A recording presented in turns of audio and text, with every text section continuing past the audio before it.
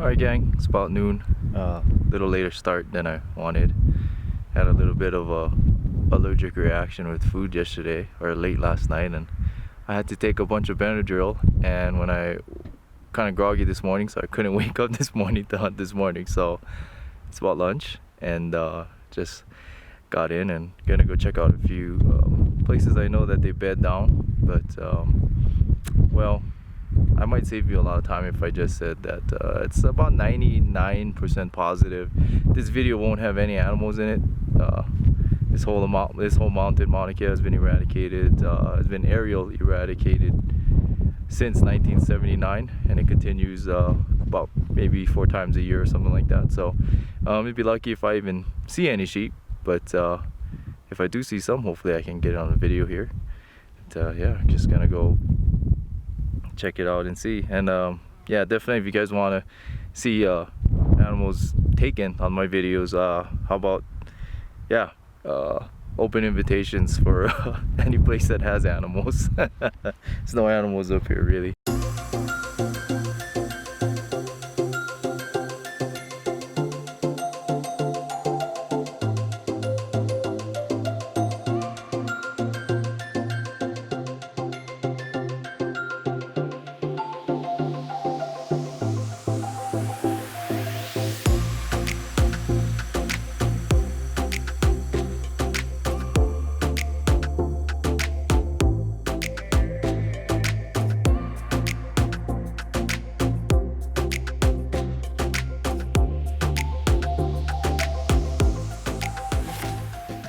Well, it's midday, just gonna sit around and glass around here. Be lucky to maybe see one bedded, but like I said earlier in the video, it's like hunting unicorns. Just seeing one is gonna be a pretty successful day. Gonna check some high spots around here, and then this evening there's a place on the way out that when was that? I think 2 weekends ago. I missed one on the road. I kind of misjudged the range. I couldn't get a real good range, and I think I undershot it. But yeah, Mauna Kea sheep hunting. I think I just enjoyed being out here and not seeing a whole lot of people. Of the hunting areas that remain, and mostly the archery areas, it can be a little crowded just because that's where all the animals are, and that's all that's left, and that's where all the the remaining public hunters would go. Not too many guys who come up here because they all know there's hardly crap up here. So I think last week, 2 weeks ago, there was the aerial shooting operation. It was for 3 days. I think it was like in the mid 30s and 20s a day. So 30 times 3, maybe they shot about 90 from the helicopter using the collars and the Judas collars and stuff. So in a helicopter on the whole mountain, only getting that much, it's pretty lean.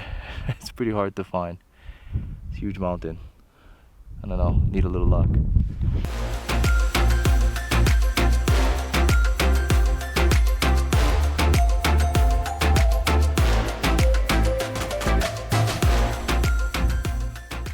Found some sheep. Of course, where we can't hunt them, on the other side of the fence. There's probably thousands down below that fence, not in the real public hunting area. And if you guys follow along some of the other work I do, I'm pretty involved with the state and with trying to find ways to keep the animals that we have left in some of the hunting areas.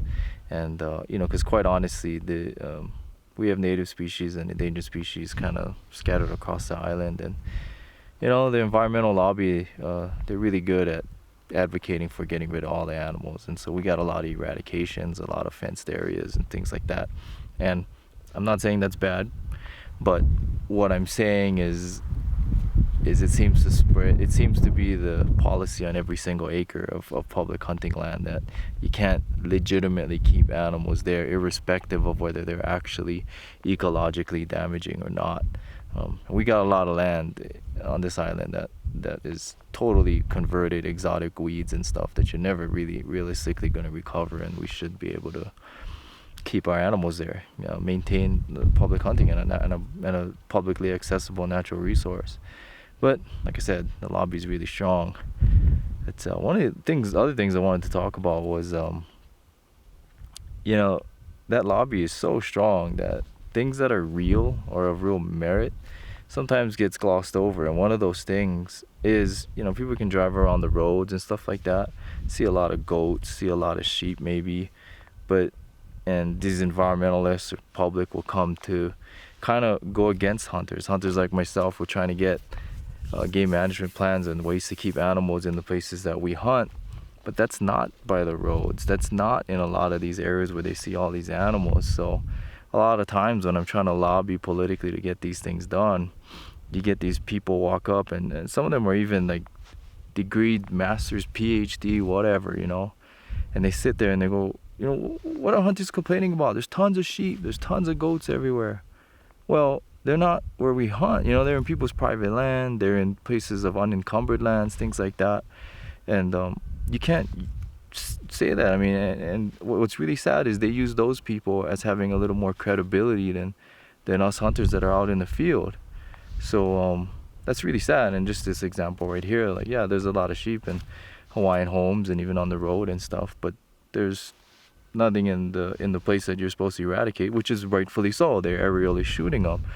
But when you talk to these experts or whatever that kind of seem to stop everything I'm doing, they say, what are you complaining about? It's all these animals you guys can hunt. So really it's false, it's misinformation, and people are nuts, man. I don't know what to do about that.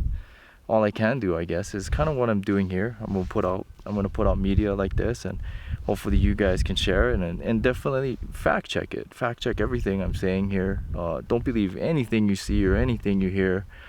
Definitely go check it out yourself. But I think if you dig deep in some of the stuff that I've been trying to put out here, I want to stay credible, of real merit, and I think those environmentalist stuff, a lot of them, they don't really go check their facts. They're just kind of reciting talking points and generalities. And if we were to get real specific, on that same table and start talking about specific areas and what we can do for long-term hunting and long-term game management in some, less ecologically sensitive areas, I think the reasonability will stand with hunters. But right now it's not the case. So, if you guys can help me out, share some of my content. If you don't want, maybe even ask questions, anything that'll make it easier for me to explain out there, things that you don't know, maybe what we should do.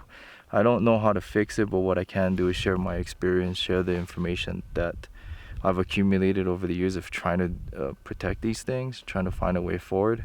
And maybe, hopefully, some of you guys are guaranteed probably smarter than me and can figure it out.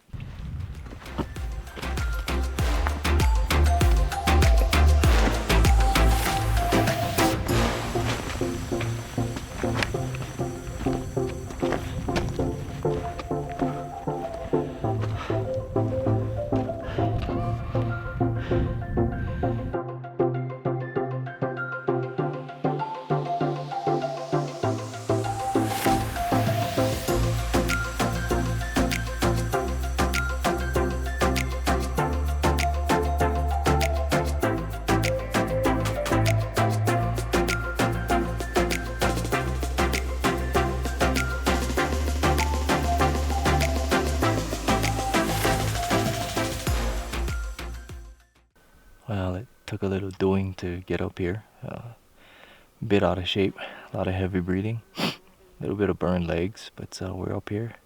Got a cool basin out here.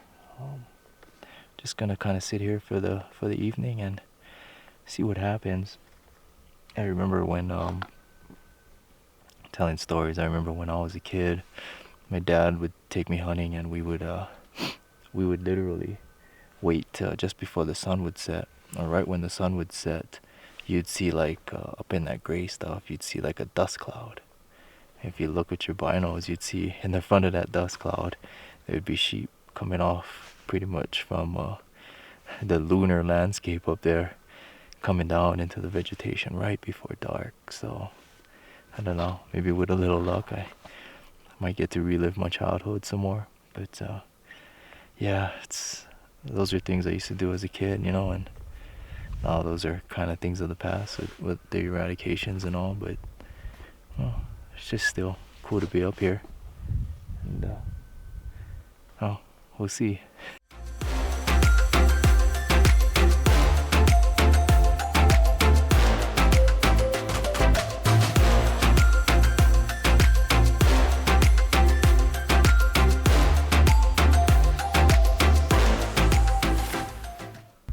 For the folks that are just joining me now, maybe this is the first video you saw of mine, or if you haven't seen my wild sheep of Mauna Kea video, I would kind of suggest you go take a look at that if you want to get the backstory behind all the eradications up here and stuff like that. Just a quick gist: in 1979, the Sierra Club and the Audubon Society successfully sued the state of Hawaii for protection of the endangered palila bird. Basically, the argument was that the palila bird is heavily dependent on a momane tree that grows up here, a native tree. The sheep are eating it, therefore the sheep are causing harm to the palila, therefore eradicate the whole mountain. And that was the court order to protect the endangered species. So since '79, they've been aerially shooting the place. There's very few left today, sheep and even palila. Coincidentally, palila has actually had a net decline since the beginning of the eradication till today. Neither here nor there, just a fact. And that lawsuit kind of set the precedent that any presence of sheep or goats or any herbivores, non-native herbivores, are bad on the island. And even in places that are not ecologically sensitive, our state's management structure, if you want to call it one, because they don't really have one, but the structure is that we kill them all if we can, and the only thing holding them back literally is budget. So in a lot of places, they try to get hunters to kill them all, but keep doing that and fence it off. And on the flip side, what happens as you go down that path is eventually hunters eradicate themselves. So public hunting will be gone here if they're successful at that.